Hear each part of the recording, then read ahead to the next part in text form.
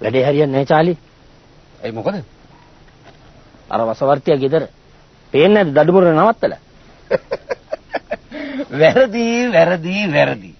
දඬුමුරෙන් ගිහින් ගෙනාවේ කාවද? වසවර්තියව නෙමෙයිනේ. දුටු ගැමුණු රජුරෝ දඬුමුරෙන් ගිහිල්ලා ගෙනාවේ කවුරු හරි. මම කියන්නේ අපි ආපු වැඩේ හරියන්නේ නැහැ කියලා. යම. ඔබ ඉතින් ඔය පැනලා දුවන්න හදන්නේ නීතිය දන්නේ නැති හින්දානේ. ඈ?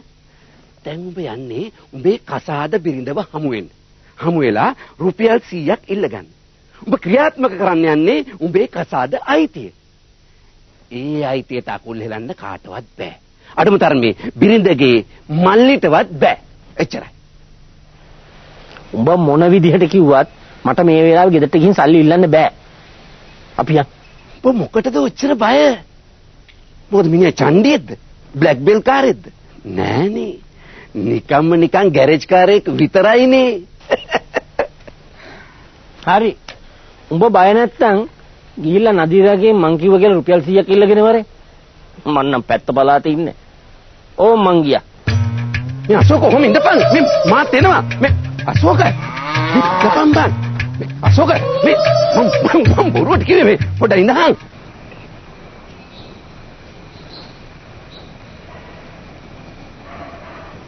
තාත්තා ඇයි අද සමීර් මගේ ළඟට එව්වේ නැත්තේ? මං එයාව බලන්න කොච්චර ආසාවෙන්ද හිටියේ. අඩුතරමින් එයාගෙන් කෝල් එකක්වත්, එයාගේ ෆොටෝ එකක් එක්ක ඊමේල් එකක්වත් ඒත් නැහැනේ. ඉතින් තාත්තට දැන් තේරෙනවා මං එයාව බලන්න කොච්චර ආසාවෙන්ද හිටියේ කියලා.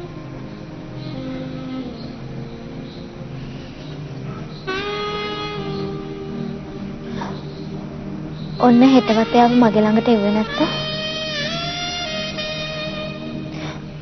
මට එයාව එපා. එයාට අපහු යන්න කියන්න. මං එයාගේ මොනවත් බලන්නේ නැහැ. ඇත්තම.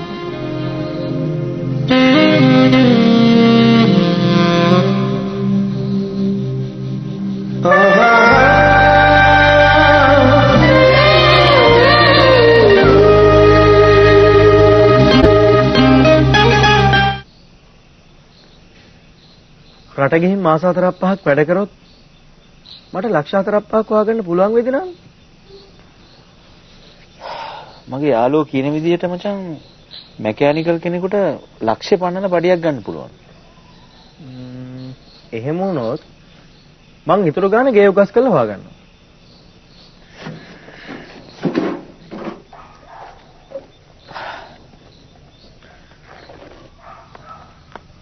මං උඹට කිව්වනේ මං ණයක් වෙලා හරි ලක්ෂ 2ක් හොයලා දෙන්නම් කියලා.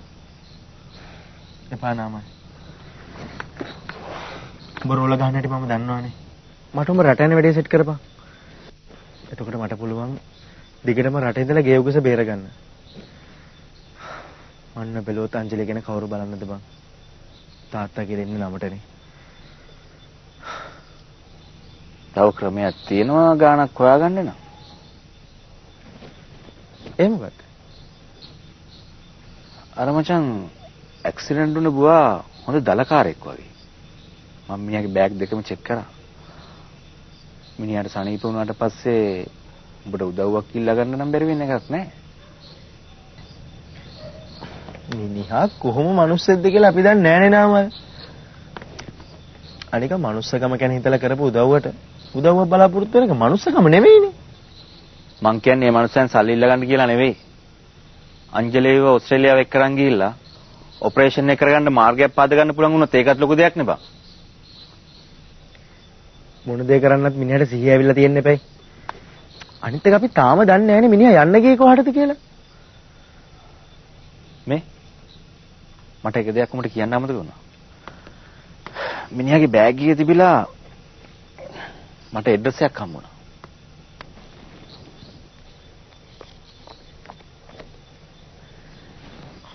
Miss Tharaka Jayamanna. Number 18 green gardens Devananda පාර නුගේගොඩ. මචං අපි හෙටම යම් මේ ඇඩ්‍රස් එක හොයාගෙන ගිහිල්ලා මේ සිද්ධිය කියලා බෑග් දෙක බාර දෙමු. ෂුවර් එකටම මිනිහා ආවේ මේ කෙල්ලව බඳින්න. හෙටම යමු. මිනිහට හොඳ වෙනකන් අපි ටච් එකේ යමු. අංජලි කියන වචනයක් දාන්න. මිනිහාගේ ජීවිතේ බේරුණොත් බේරෙන්නේ ඒ උඹේ හින්දා. මිනිහට යුතුයකමක් තියෙනවා උඹට උදව්වක් කරන්න.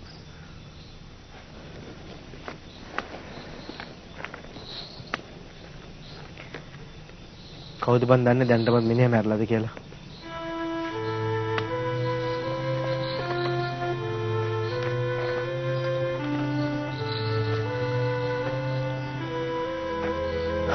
මචං අපි හෙටම ගිහිල්ලා මේ බෑග් එක බාර දීලා මේක ඉවරයක් කරමු.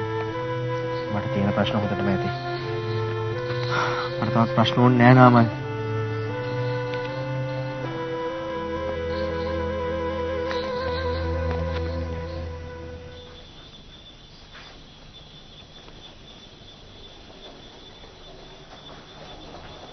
නදීරා ඔයා අද උදේ මට රුපියල් 500ක් දුන්නා නම් මං රැට ගෙදර එන්නේ මෙහෙම නෙමෙයි. මම එන්නේ වීදුරු කළු කරපු ඉන්ටර්කූලර් එක. අතේ තිබුණේ රුපියල් 50යි. අම්බ කරගන්න පුළුවන්ුනේ මෙච්චරයි.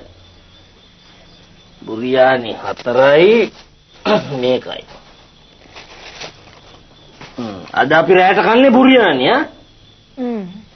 ඔය මොකද්ද? මේ අපේ කෙල්ලට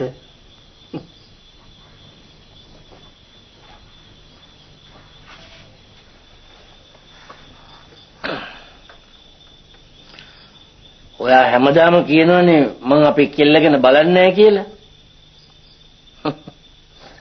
ඔන්න අද මං සල්ලි කියලා බැලුවේ නෑ. කඩේ තිබිච්ච ගණන්ම සෙල්ලම් බඩුව ගෙනාවා. මේක 35 උනා.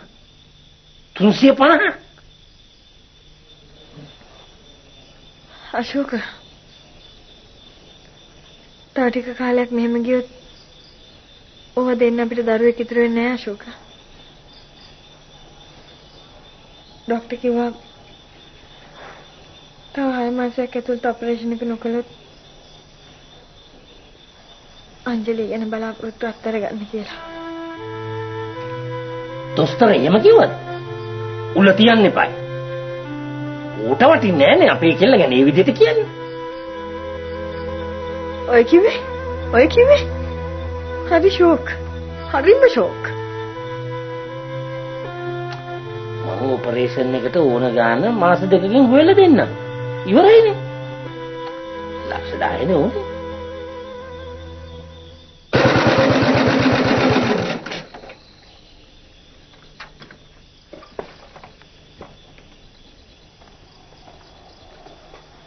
නදීරා මල්ලිට කියන්න අද ඩිනර් එකට බුරියානි කියලා. මට එපා. මොකද හෙට උදේට අතේ සතේ නැතුව මගෙන් 500ක් ඉල්ලනකොට මට ওই බුරියානි මම අරන්න බෑ.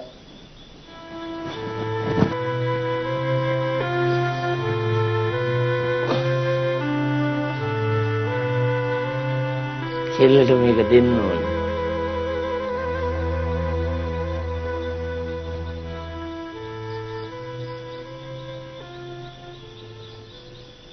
Margherita